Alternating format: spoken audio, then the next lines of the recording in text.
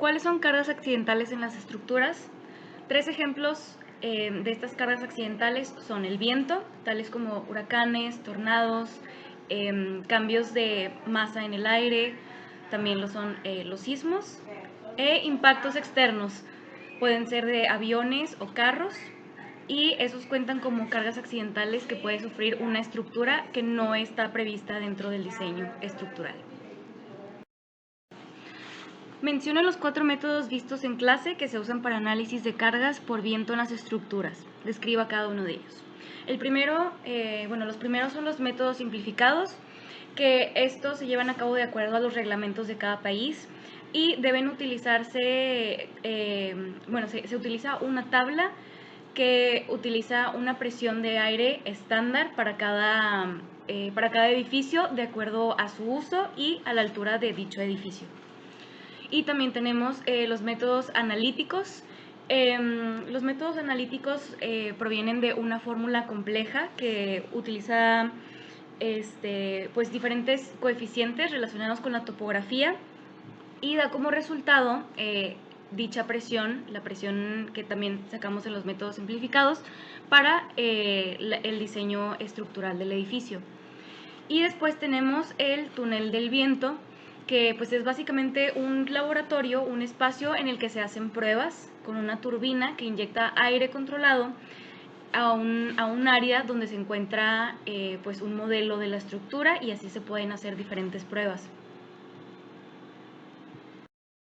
Y por último tenemos los métodos computacionales, que se utilizan las computadoras y los programas como apoyo para realizar los cálculos correspondientes, tanto para resolver la presión de diseño como para hacer diferentes pruebas sin necesidad de construir un prototipo en la vida real y sin necesidad de tener un espacio como un laboratorio, como lo es pues en el caso del túnel de viento. Para diseñar un edificio en zona sísmica, ¿qué tipo de plantas son las que más problemas ocasionan? Dibuje 3 tipos de plantas no deseables. Bueno, aquí voy a mostrar 3 ejemplos de plantas arquitectónicas que no convienen en una zona sísmica, como lo es, por ejemplo, en forma de T, ya que cualquier forma que tenga formas adyacentes se tienen que separar para evitar el colapso de dichas estructuras. Entonces, la manera correcta de hacer este tipo de plantas sería dividirlo en 2 partes. O, como se explica en la clase, separar las formas adyacentes. Y pues mi ejemplo final sería una planta cuadrada con un vacío en medio, que también es una planta arquitectónica muy común, que pues obviamente se utiliza con motivo de la luz natural, para aprovechar la luz natural y también para tener ventilación natural. Dicha estructura también se puede hacer de esta manera, separando todos sus componentes,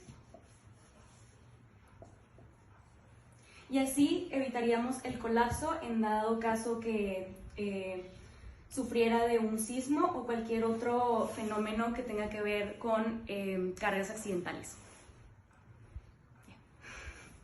Otra planta que es muy común es la que es en forma de L, como esta que estamos viendo aquí, y es el mismo problema que la planta en T, ya que debemos de separar las 2 formas que están adyacentes, porque no podemos tener líneas y formas de forma perpendicular, siempre tienen que procurarse que sean paralelas, como una forma como esta. ¿Qué es el grado de indeterminación de una estructura? Es el número de fuerzas incógnitas que no pueden resolverse mediante las ecuaciones de equilibrio que ya conocemos, ya que el número de incógnitas supera la cantidad de ecuaciones que tenemos disponibles para resolverlo. Describa el concepto de rigidez de una viga a flexión. La rigidez en una viga a flexión se refiere a la falta de momentos flexionantes que deformen o doblen la viga como resultante de las fuerzas cortantes y axiales que afectan a dicha viga. En el método de Cross, con sus palabras, ¿cómo y para qué se usan las rigideces de las vigas al inicio de una solución?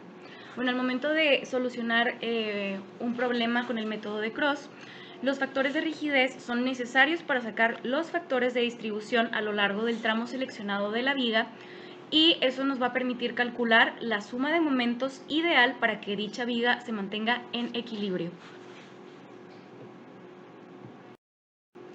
¿Por qué cree usted que la Torre Latinoamericana en Ciudad de México ha mostrado un excelente comportamiento en sismos importantes? Porque se hizo un amplio estudio respecto a la topografía de su contexto y se tomó en cuenta los 48 metros de lodo en los cuales se encuentra debajo del edificio, y se respetaron las condiciones del viento que permitieron crear una estructura vertical estable, y además la cimentación es lo suficientemente profunda y resistente de acuerdo al peso del edificio y su altura. ¿Qué son las condiciones de frontera o de apoyo en el método de rigideces, elementos finitos? Bueno, son las condiciones que determinan el tipo de apoyo que tiene una viga y repercute en las reacciones que se van a manifestar dentro de la misma en el método de rigideces. Y por otro lado, en el método de elementos finitos, este determina la frontera, la cual se debe tomar en cuenta al momento de calcular el número de elementos repetitivos dentro de la estructura. ¿Cuáles son las incógnitas en el método de rigideces, elementos finitos? Pues tenemos los grados de libertad, los componentes del desplazamiento de cada nodo y los giros. ¿Cuáles son las fuerzas internas de las vigas que se calculan con el método de Cross? En el método de Cross, las fuerzas internas que se toman en cuenta son los momentos flexionantes, la fuerza cortante y la fuerza axial.